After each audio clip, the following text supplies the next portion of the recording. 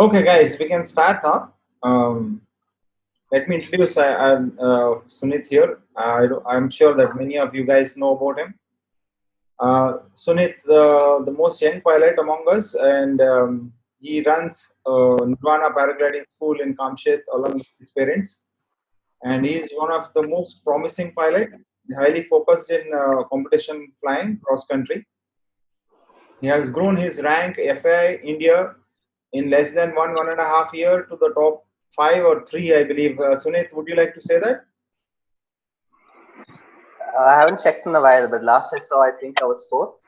Okay, so he is on the top 5 of FAI ranking in India for cross country, and today he is here to participate. To share his knowledge about the 5 points he focuses on before the takeoff window opens for a competition. Sunith, this is all yours now. Please go ahead. Okay. Yeah, so firstly, I don't say the preparation would start like actually well before you reach takeoff. Like the preparations should start the night before. Like this, all the things might sound quite straightforward, but you have to make sure that you don't mess anything up or forget anything because like, that could like end up costing you next day. So like a few simple tips. So obviously the first thing is like sleeping early and definitely no partying. That's definitely like going to affect you next day. Like I like personally, I normally sleep really late and wake up late. I'll normally sleep around 2, but bring a comp. I'll make sure to sleep by 11 latest, so like probably even 10.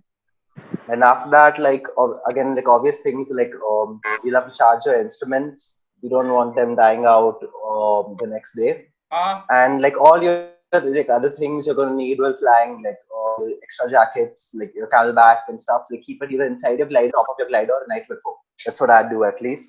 Sorry, excuse me 1 second, Sunith. Little slow. What?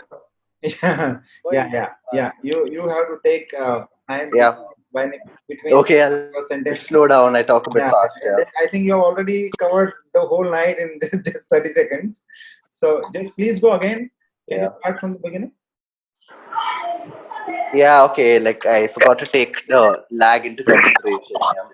Yeah.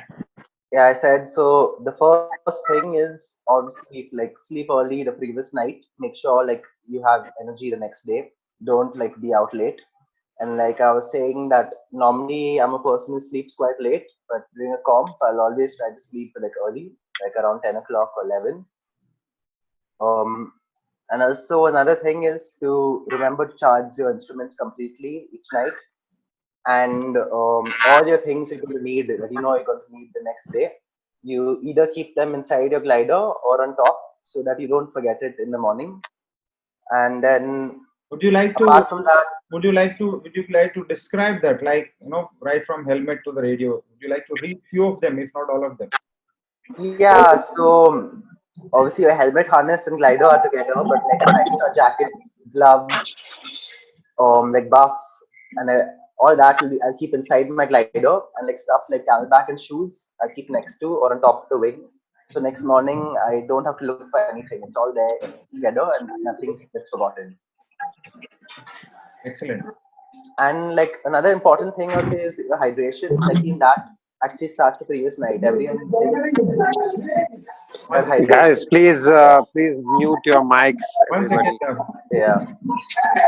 Sunith, hold on, Sunith. Yeah. Hey guys, everybody, please mute your mics. I'm muting for now. When you have a question, you can switch on. I'm muting all mics for now.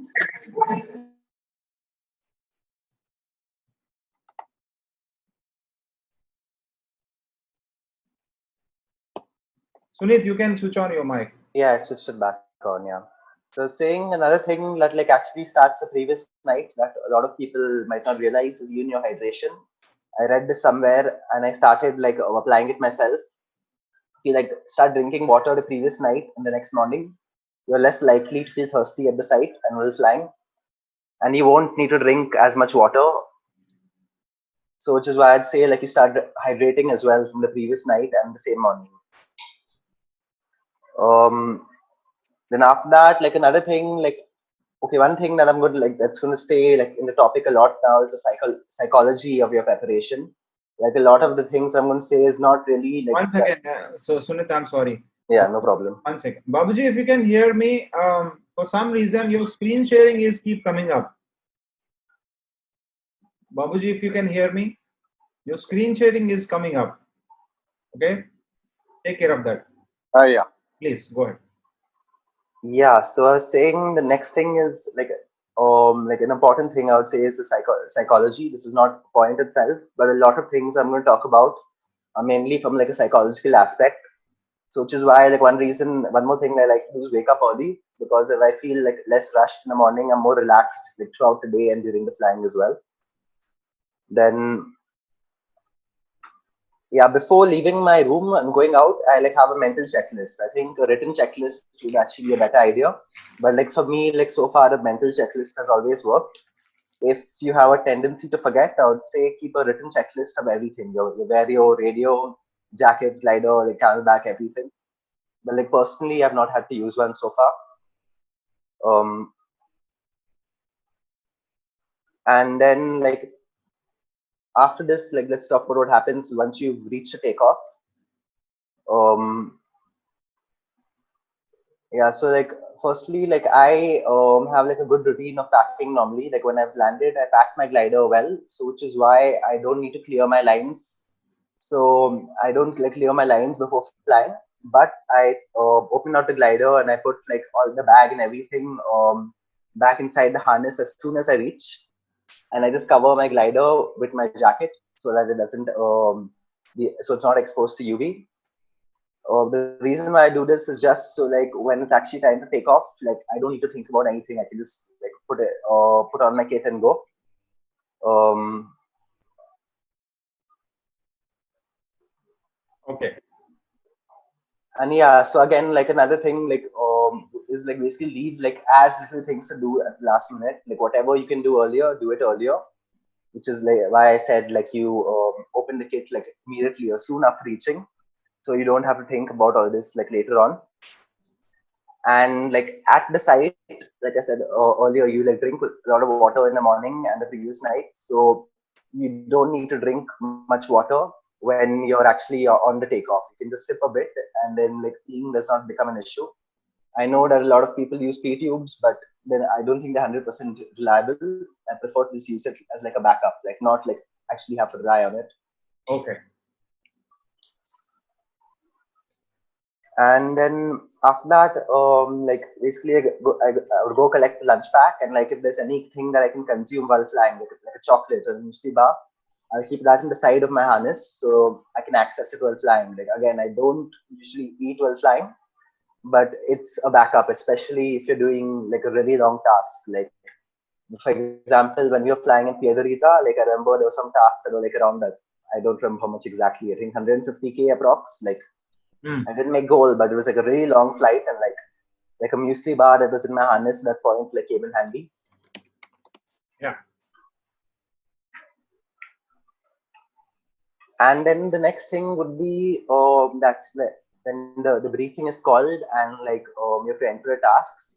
Like as soon as I like go immediately and I like start entering the task, and I use two instruments. I have a Flymaster and I use my XC track. So I'll enter the task in them both, and then like I'll cross check both of them to make sure they have the same task, and I'll cross check my Flymaster with someone else who also has a Flymaster to Okay. make sure that we have the exact same task, because it's never happened to me, but I know and I've seen other pilots who've made a mistake while entering the task, and like they should have had a good result that day, but they got like a terrible result because of like missing a turn point by a small distance.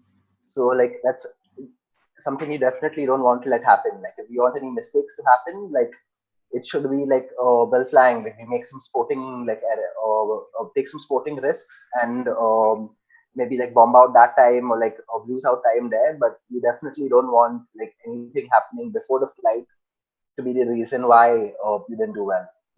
Yeah. Would you like to elaborate a bit on this point? Just take one small example, probably some cylinder size or something like that. Yeah, like sometimes like one very like classic example would be if someone puts a gold cylinder into a gold line.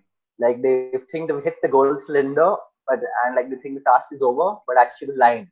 And then later they realized they didn't cross the line, and like so they didn't get goal when actually they should have been in goal. Okay.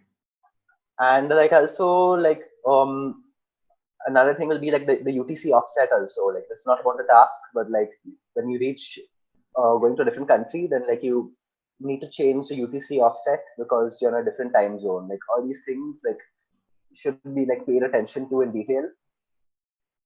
Um, and then after that, what I would do is like listen to the briefing very carefully and like see, because like often the meet director might give you some useful tips on how to fly the task, and about how the weather is going to be on that day, and which can help you decide what route to take. Yeah, just one question. So Yeah. you also check the altitude? I mean, barometer settings? Yeah, like I'd normally cross check that with someone. Yeah. Yeah. But generally, so far, when I've cross checked it, but I've never seen it go like very wrong. It's usually quite accurate. Oh, And like often they use GPS altitude instead of barometric altitude, anyways, and GPS altitude is going to be correct. Yeah. excellent. And the next thing I would do, like as soon as the briefing is over. Actually, before I come to that, I'll tell you a quick story of why like I'll never forget to like do this again in my life. So like I was flying my second comp. It was the Genwide Open. Like I had a good start. Like I was at base and like I took the start cylinder like with good height and like at like perfect timing. And I was flying with the lead gaggle the whole task. Like this was like a low level comp. So like there were mainly B and C gliders, but anyways, I was with the lead gaggle. And like at one point like the whole lead gaggle like split up and then we met again like at the last turn point, and then thinking and two other pilots all hit PSS at the same time. So I would have been the she joined first in the task. Mm-hmm. But then after landing I realized I'd forgotten to take my tracker, so I actually scored 0 for that day. Okay. Oh, so sorry. Yeah. So the next point is like always remember to take your tracker. Like as soon as the briefing's over, I immediately go take my tracker and keep it in my harness. And I usually check a second time to make sure I've kept it in my harness. Okay. Like I then don't want like that mistake to ever cost me again. Like I said, like errors while flying are fine, but like these kind of things shouldn't be costing you.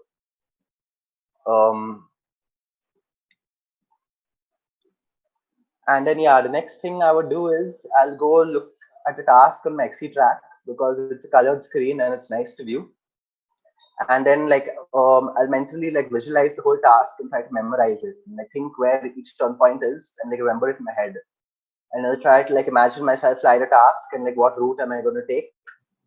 Like this is like so I don't have to like keep on looking at my instrument to see where next turn point is because I already like have it in my head as well.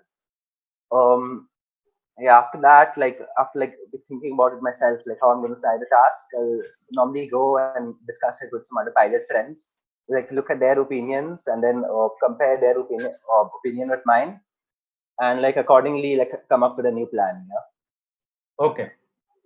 Also, if there's anyone who I know who knows the area really well, at like this point, I would go and ask them like on their opinion as well on how they fly the task.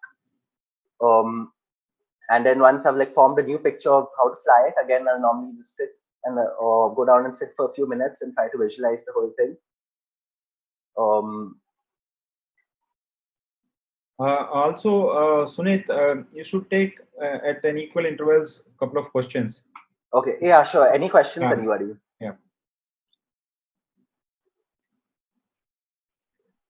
Guys, please raise questions if you have any.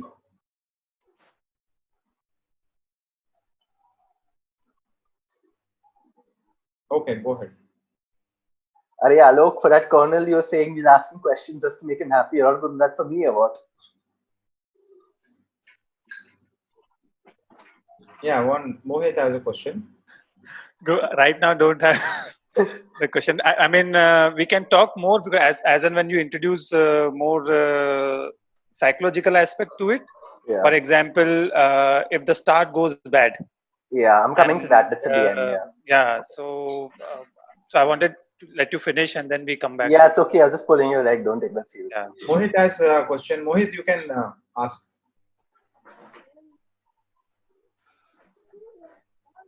Mohit, I'm sorry, that was one mistake. So I put my hand down. Okay, all right. Okay. Yeah, so I'll continue. And now after I've entered the task, I visualize it like little before like taking off again. I'll just go like maybe like I wouldn't call it meditating. I just like, close my eyes and like get myself like mentally prepared to fly the task and like think that I'm going to like fly at my best and like not make any mistakes and make the right decisions for this task. Um, yeah, and then after that, now we'll come to like the actual like taking off.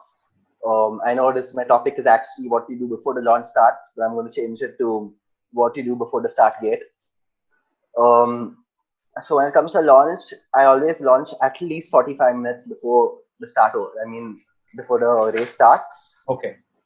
And the reason for this is mainly psychological because you don't need that much time. Like sometimes actually I even take off like an hour before the task starts. And like a few times I've taken off like an hour and 20 minutes before and like been like at days like an hour before task is started and like obviously just been in the air for a long time, which some pilots might find frustrating, but like for multiple reasons I think this is a good idea. So firstly, when you take off early, takeoff is not going to be crowded at all. Like later on, it's going to be crowded. So like early, it's not crowded, so you can go like spread your glider wherever you like. You can like check the lines multiple times if you have to, and like you can wait if it's like strong wind or like no wind. You can wait for the right cycle to take off. Like if you take off later, and like if there's no wind or the wind is too strong, and like you're trying to take off, there'll be people behind you will be rushing you. They'll keep on telling you like take off faster, hurry up, or move out of the way, and like you don't want that happening. So taking off early like skips this, and like all of that happening will like put you in a bad mental state. And by avoiding this, you can like be in a better mental state and be more relaxed while flying.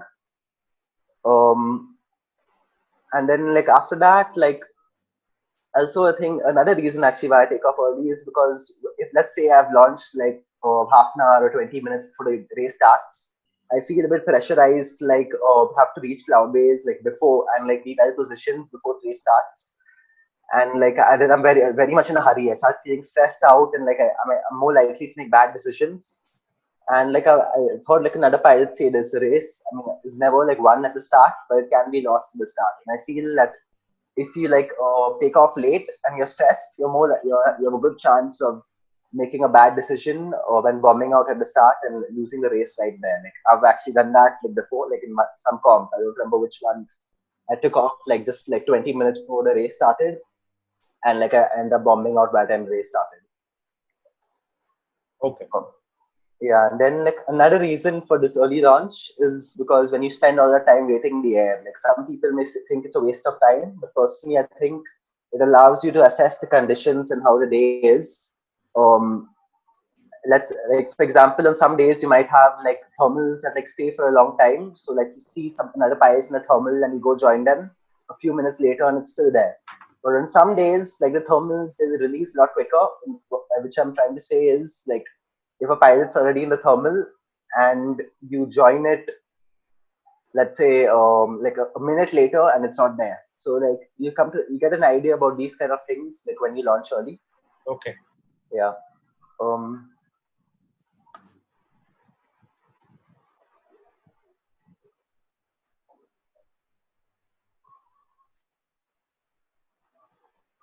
Yeah, and like another thing is like even though I said I like to launch early, that again comes down to the conditions. Like if it's a day with like a very low cloud base, then launching early doesn't have that much of an advantage. Then I may decide not to launch as early.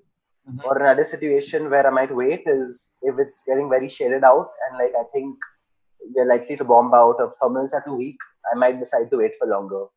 Okay. And another thing, like I was saying, like this whole thing of me wanting to take off early is mainly a psychological thing, and it's to make sure that I'm a relaxed state of mind and not stressed. I do think, like for some people, the mentality works different, and so launching later might actually work better for them. And like I've noticed it myself to some extent as well, but it doesn't work so well for me. So the reason why I say this is that when you launch a bit later and let's say like you gain height, you reach base and you try to thermal as quickly as you can actually to reach base. You reach base and now race starts in a few minutes.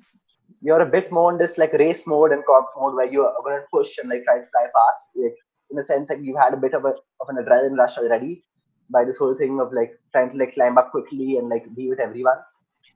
I think that might work for some people, but for me, what has happened is, let's say I've taken off late, or even and like especially if I've had a bad start, I changed my style of flying quite a bit. Like I start pushing a lot more. Like I'll push full bar, like even when it's rougher than I normally would push full bar in.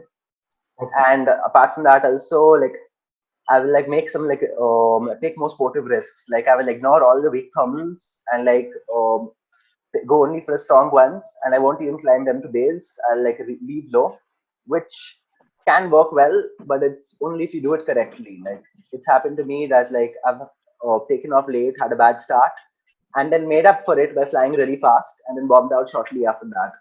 So like so far, like taking off late hasn't worked for me. So I prefer not to stick to it, and I just like enjoy like taking off earlier more than taking off late. Yeah. Yeah. Um,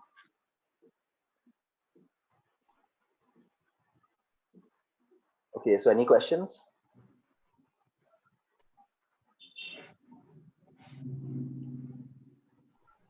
Guys, any questions? Shunit, a quick question. Rohit here. Yeah. You have two instruments, XC-Track and Yeah. Flymaster.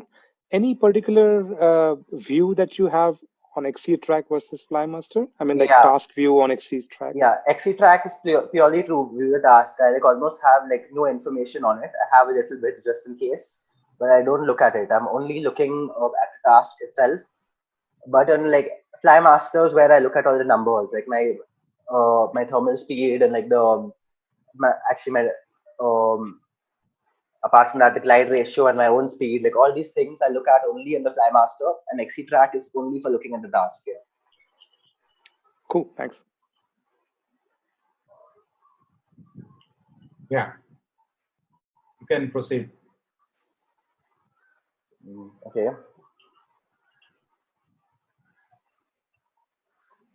And so like this taking off early thing, like it's has worked against me a little bit, I think a few times, but not really. Like in Pokhara, like a few times I reached base up like way too early, and like I think I was waiting around for like around an hour, and like that does get pretty annoying. And like on some days, like you might get up to base early and then later on get low again, and so in some sense it can be a waste of time. But still, like so far, this is my strategy. Like I don't know if I'm going to change it anytime soon. And like another thing is that like when I feel like, actually not just I feel, like a lot of pilots will say this, that like when you're relaxed and you're enjoying the flight more, you are going to fly better. So like anything that you think might make you enjoy the flight less, so like be stressful to you, is like important to remove. Like for me, I've already said what all it is. For other people, it could be other things as well. Like it could even be avoiding certain people on takeoff, or like, or you know. Yeah. I'll need some more questions. I'm running a bit short on content. Yeah. Guys, please. So one aspect, Shunit, how if you've made a start and at some point in time, just before the start, okay, you go down, your start goes bad. Then how do you align yourself again so that you still find yourself good in the race? How do you go about it? This Like, is something that we deal with all the time, no? Yeah, it happens all the time. Yeah, so normally like it depends on the level of the comp also, and like depends like where I'm ranking. Like let's say if I'm racing, it's a comp where I know I where there's like a lower class where I can get a podium and I'm going for the podium. Then in that situation, what I would probably do is I just immediately go full bar and follow the lead gaggle from low, but like have a plan ready on where I'm going to catch the next climb, and like keep on like trying to catch them from low, and like trying to catch up on the distance and catch up on the height slowly. Like it's easier said than done, but like I'll have to like keep on like trying to do this, and like maybe somewhere if I can look for a point where I can make a different decision or like take a different line from them, and I'll take that, make it use that to my advantage to catch up. Like I've noticed like actually a good example of this I can think of is again from the Gym Wide Open. There's one task I remember. I was with the lead gaggle, and like all of them like joined this one thermal. I joined the same thermal from below, And for some reason, I think I just about missed the cycle, and all of them climbed out, and I didn't, and I got low, and they went away from me. And then they went to like the top of the ridge, like where you get the strongest thermal. They climbed to base and they left. Meanwhile, I was like catching up, and I joined that same thermal later, and they had already left. Now I knew that if I climb up to base now, I'm gonna lose them. If I transition from too low, I'm gonna bomb out. And like so, I found like a middle ground somewhere. And when I was going ahead, I noticed the place where all of them transited to find the next thermal wasn't working at all. It was really weak, and they were struggling to stay up. And so at that moment, I took a slightly different line and like looked for another point where I thought I'd find a thermal. And I found one there, and I managed to climb out and overtake all of them there. Like actually, I thought I was going to finish maybe let's say like around 20th or below like that task because of the mess up I made. But actually, I ended up finishing fourth finally. Excellent. So in a way, taking a slightly different decision, that is Yeah. what will be the key to catch up. Yeah, If but we do the same thing, we might not be able to catch up. yes, exactly. But like it depends on the situation as well. You need to find the right chance for that. Yeah. Too young pilot. Sunith, you've been making babies on the sly. It's definitely not me. Come on. Okay. I'll just mute all and then. Yeah, makes sense.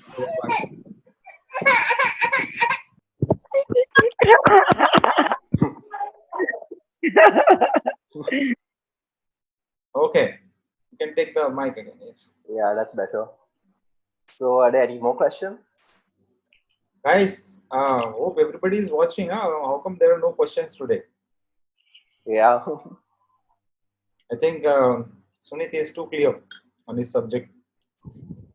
Not many of us are regular comp pilots. That might Yeah. be the reason. Uh, So, but I let I have a question. Okay. Yeah, who is this?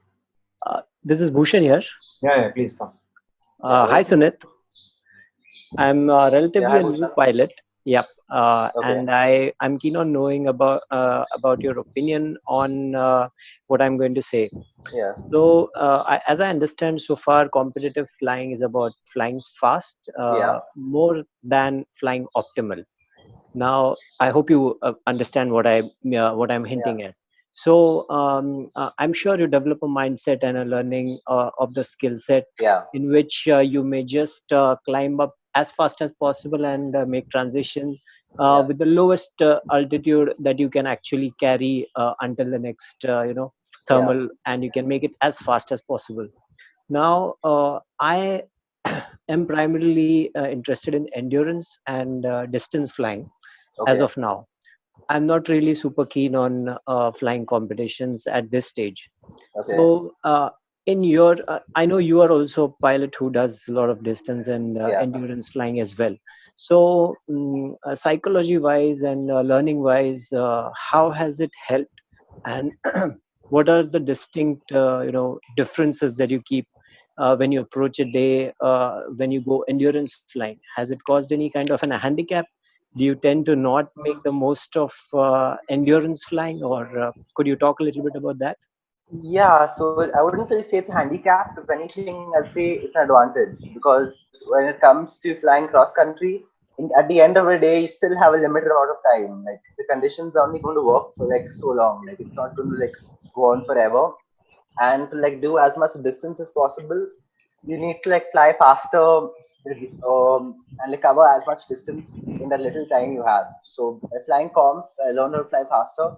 So like actually my XC flying is improved if anything. Like yes, like every now and then I do make some bad decisions, but I would say it's more of an advantage than a disadvantage to me.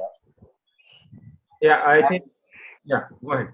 So, And also you say one more Yeah. thing, like also you were mentioning about like XC flying is about flying fast and like not optimal. I mean, com flying is about flying fast, not optimal. That's not always true. Like you don't always try to like arrive as low as possible and climb out.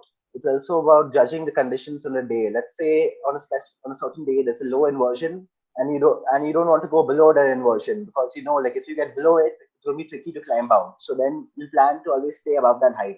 So it's not that you always like go on as long a transition as possible or always push full bar. It's about making the right decision at the right time. But like you have to like do decisions that like over the period of the flight will allow you to save as much time as possible. Yeah, I think one more person can answer that, please. Endurance and the competition, because when you have a lot of practice for long flying and endurance, and how that is useful in the competition. Viz, would you like to say a word on this?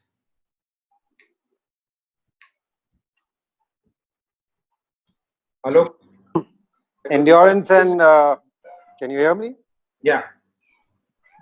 So yeah, I agree with Sunith, because I mean, finally there are X number of hours of good flying in the day. So so for example, you know, if you have 8 hours and you want to do you know, finally what is limiting you is your speed. Yeah. So competition flying does teach you how to fly faster, how to fly more efficiently. Yeah. And in the end, that's what matters. I think Debu is online also. Debu, are you there?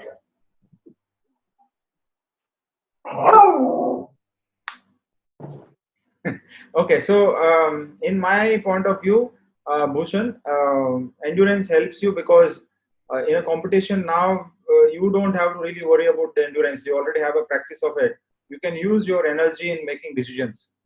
So you're not affected by the getting tiredness of it. Sunith, go ahead. Yeah. Okay, so let me see if I have more content or advice. I'm just going to ask for more questions. Yeah. So while go ahead. Please. Yeah. Yeah. So also on the same topic, while Sunith is looking for other stuff, see that the I would say the drawback of competition flying is that a lot of pilots sometimes you know, fall into this pattern of just following others. So I see a lot of pilots, you know, they don't know how to thermal, they can't climb unless they have a reference point.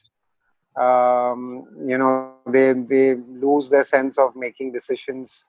So that is also, I mean, that's a very personal thing. It's something that you know, you need to guard against when you're doing competition flying, because you can very easily just be a shadow pilot where you know, you're just following the good pilots and just do what they're doing, and then you I mean, a popular strategy is to just you know, in the end try and take advantage over whoever is in front of you. So yeah, if you do that, then obviously it's going to affect you as an endurance pilot. Yeah, that was one of the angles that I was trying to, you know, understand, along with my initial question, which was, do you tend to rush into the next waypoint? So maybe in a comp, your mindset is to reach the next waypoint as soon as possible. In maybe in endurance, like you're saying, you don't rush, or you just don't follow the gaggle, or just you know, maybe you explore better, or you have at much relaxed mindset. Maybe the goal is to only do distance, or be, you know, be flying as much as possible rather than as fast as possible. I was just trying to understand how this plays, and like Sunith says, it helps him in cross country. I was trying to understand in this aspect. But yeah, thank you for sharing your inputs.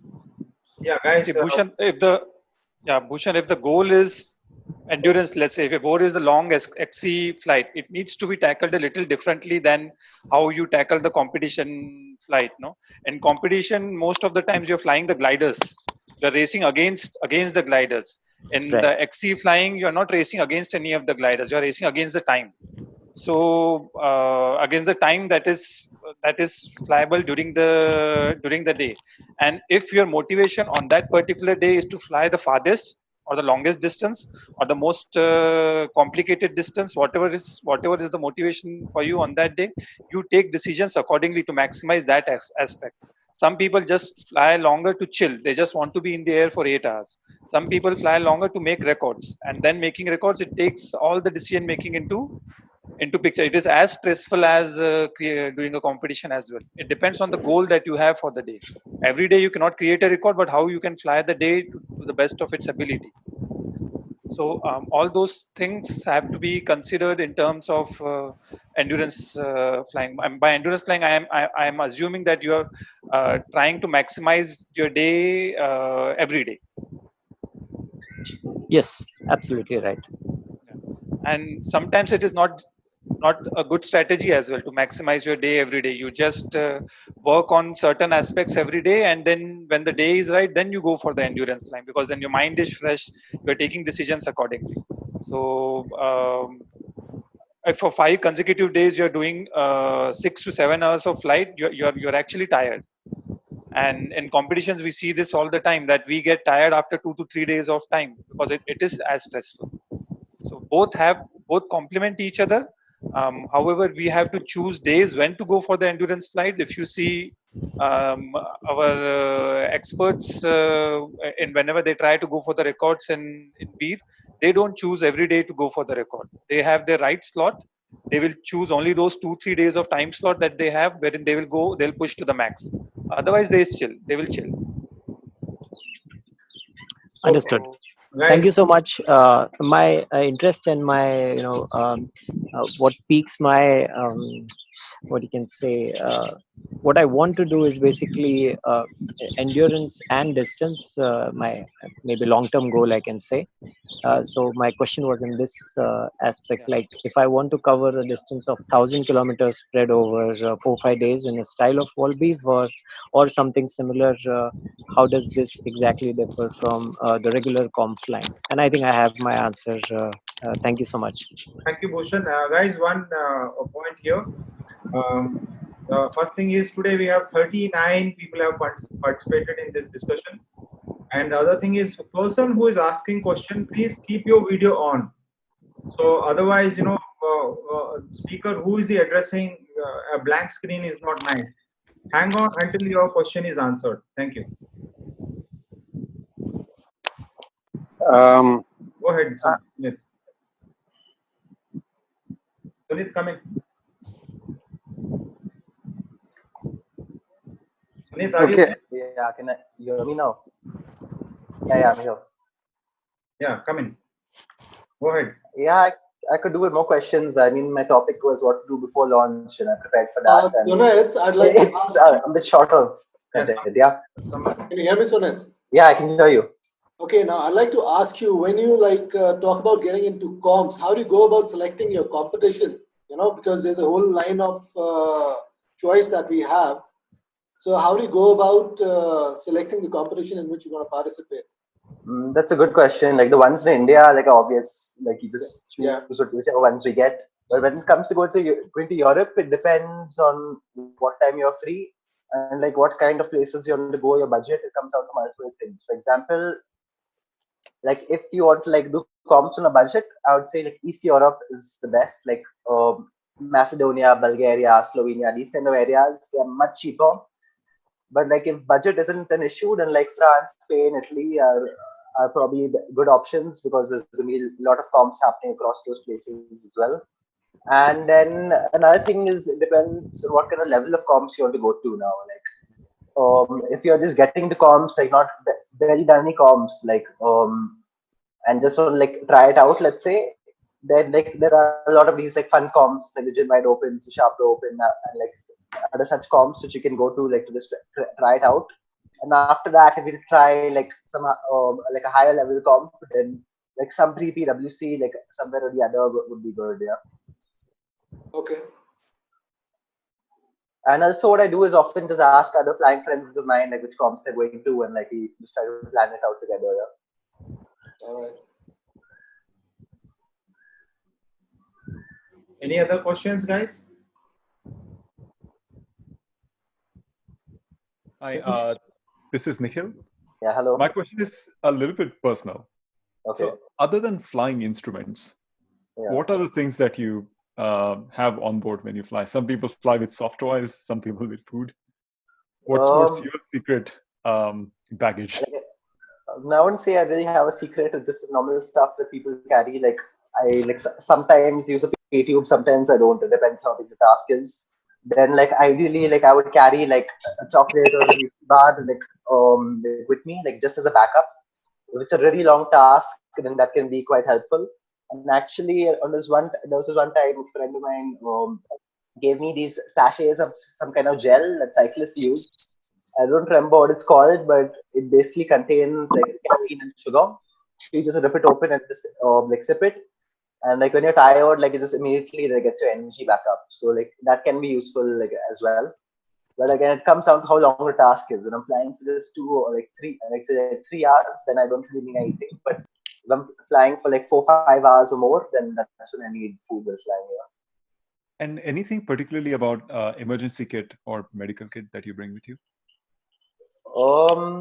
I actually don't usually do that, to be honest. But not long ago, someone gave me a small kit, a medical kit. So I was carrying that around. It just contained a few painkillers, and then some painkiller rather, some crepe bandage, then some ointment for bruises, and I think that's about all it had. Yeah. Sunith, would you like to say about external compass and the line cutter? What do you call that? Hook knife. Yeah, hook knife. To be honest, I need to buy one. I haven't gotten one till now. It's something I need to get.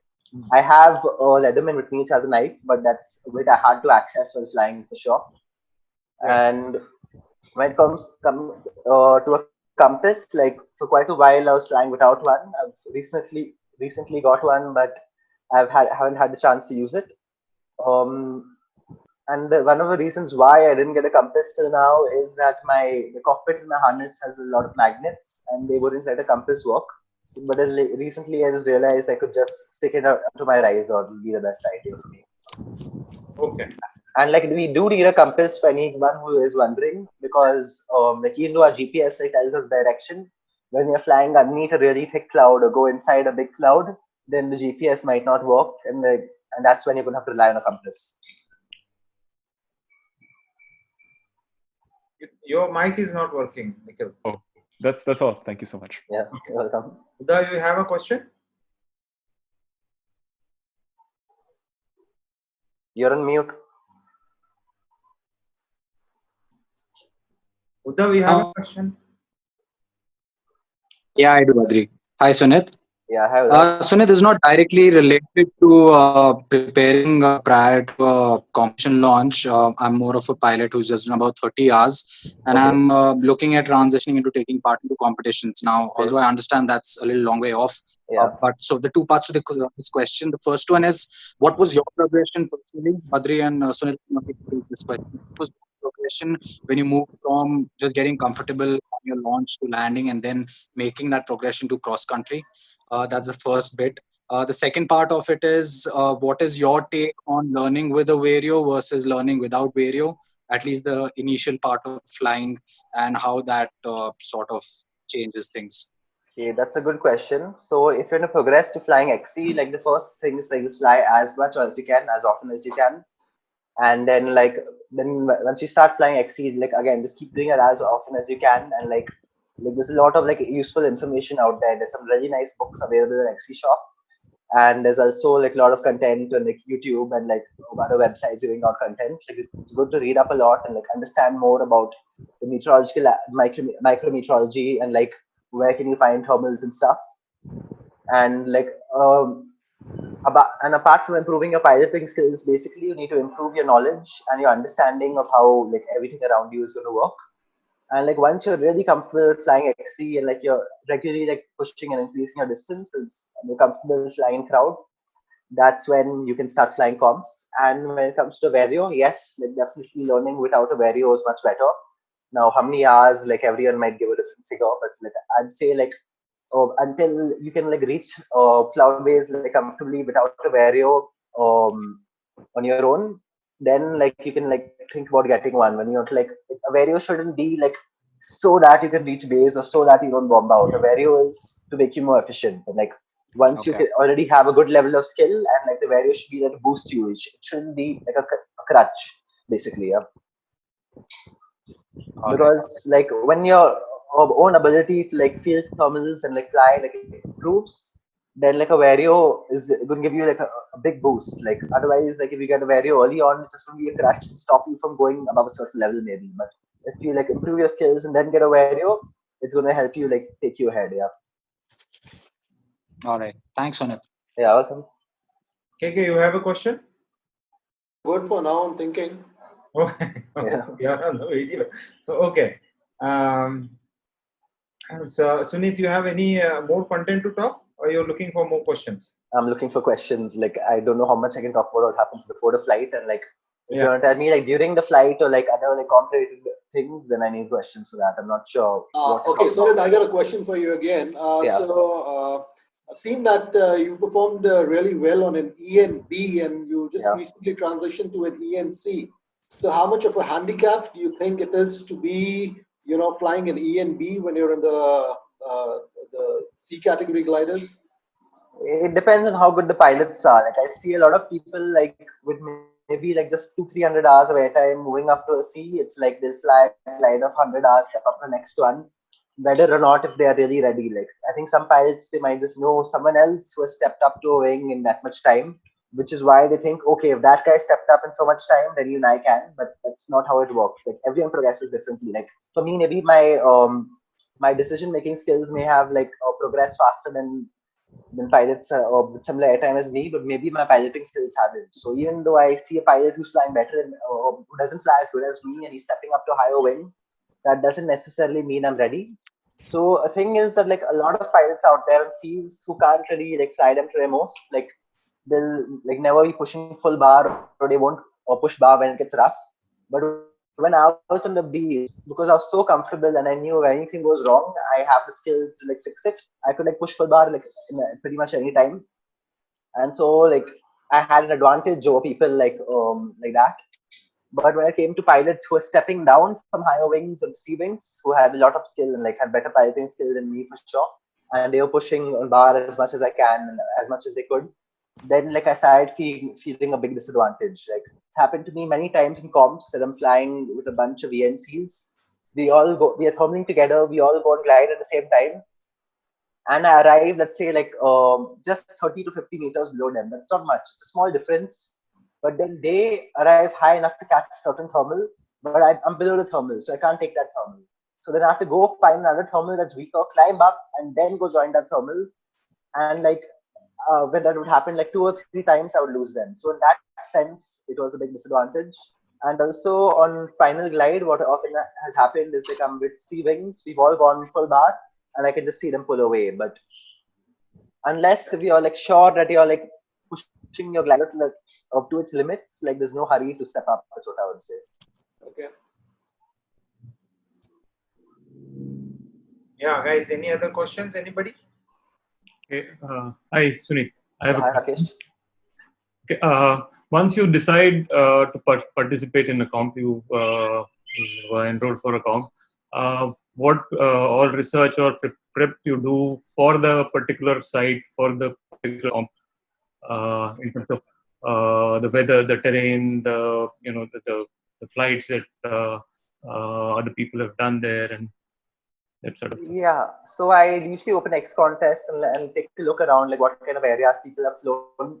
If there's any data of like weather comps, I might look at a few tasks. This is not something I always do. It's like more of a thing like I'm going to Europe after like 3 months where I have nothing to do, or like I'm bored and I'm like, okay, let's check what's going on there. It's not like part of my routine to do this, but I do like end up doing this sometimes. And like I, if possible, always try to reach the place that I'm going for a comp at least a few days before and get in at least like 2 or 3 flights at the site. Or like sometimes I even go like a week before. Like Pokhara, when I went a week before the comp, and so I tried to fly around, do XC, and familiarize myself with the area like before like flying the comp. And like again, like my like best ever result was in the Gin Wide Open, and in that comp, like I went there a week before, and I flew like there quite a bit. Like in Pokhara when I went, weather wasn't good. I didn't get any good flights, but in Azure the weather was good, and I did like a bunch of like 40-50 kilometer flights and like explored like pretty much all the areas where tasks were going to be kept anyways. I'd asked around and I came to know like actually like Nikki had told me like, okay, these are the kind of areas that you might keep turn points, and she gave me like 2 dummy tasks, and I flew those 2 dummy tasks, and that like familiarized me with the area. And like so, as soon as the comp started, like I didn't have to think about what the gaggle is doing and all. Like I could like make my own decisions because I was familiar with the area. And like for example, I saw like at like most sites, like when you're flying and you're high up, you normally fly closer to the ridge and like closer to the peak because that's where it's going to be working better usually. But like Azure, for example, it often works better closer to the foot of the hill rather than the peak. Now, most pilots didn't know that, and they're flying near the peak.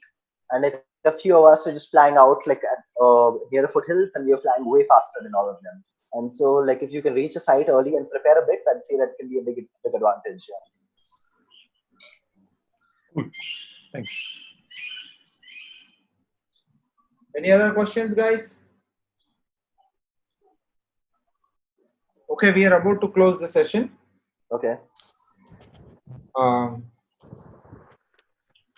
Sunith, thank you so much for coming and taking this session, and it is really, really informative, and it will inspire many upcoming pilots and who want to do XC competitions, who want to enter into it.